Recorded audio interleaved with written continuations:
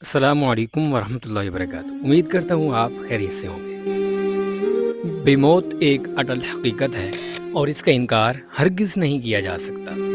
مرنا تو ایک دن ہے ہی صحیح، تو کیوں نہ موت سے پہلے موت کی تیاری کی جائے۔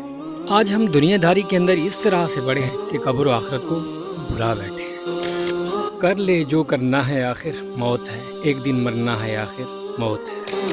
آئیے آپ کو دنیا کی ایک مشہور فیشن ڈیزائنر اور مصنفہ کرسڈا روڈرگز نے کینسر کے مرض میں مبتلا ہونے کے بعد اور اپنے انتقال سے پہلے ایک تحریر لکھی۔ اس سے عبرت حاصل کرتے ہیں۔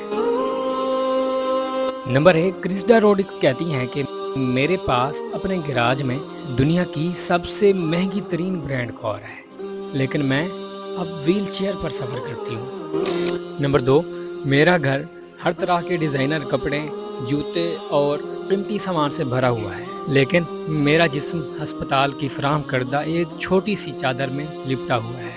نمبر 3، بینک میں کافی رقم ہے، لیکن اب اس رقم سے مجھے کوئی فائدہ نہیں ہو رہا۔ نمبر 4، میرا گھر محل کی طرح ہے، لیکن میں ہسپتال میں ڈبل سائز کے بستر پر پڑی ہوئی ہوں۔ نمبر 5، میں ایک 5 سٹار ہوٹل سے دوسرے 5 سٹار ہوٹل میں جا سکتی ہوں، لیکن اب میں ہسپتال میں ایک لیب سے دوسرے لیب تک جاتے ہوئے وقت گزارتی ہوں۔ نمبر 6، میں نے سینکڑوں لوگوں کو آٹوگراف دیے، لیکن آج ڈاکٹر کا نوٹ میرا آٹوگراف ہے۔ نمبر 7، کرسڈا روڈرگز کہتی ہیں کہ میرے بالوں کو سجانے کے لیے میرے پاس 7 بیوٹیشنز تھیں، لیکن آج میرے سر پر ایک بال تک نہیں ہے۔ نمبر 8، نجی جہت پر میں جہاں چاہتی ہوں اڑ سکتی ہوں، لیکن اب ہسپتال کے برآمدے میں جانے کے لیے مجھے 2 افراد کی مدد کی ضرورت ہوتی ہے۔ نمبر 9، اگرچہ بہت سارے کھانوں کی مقدار موجود ہے، لیکن میری خوراک دن میں 2 گولیوں اور رات کو نمکین پانی کے چند قطرے ہیں۔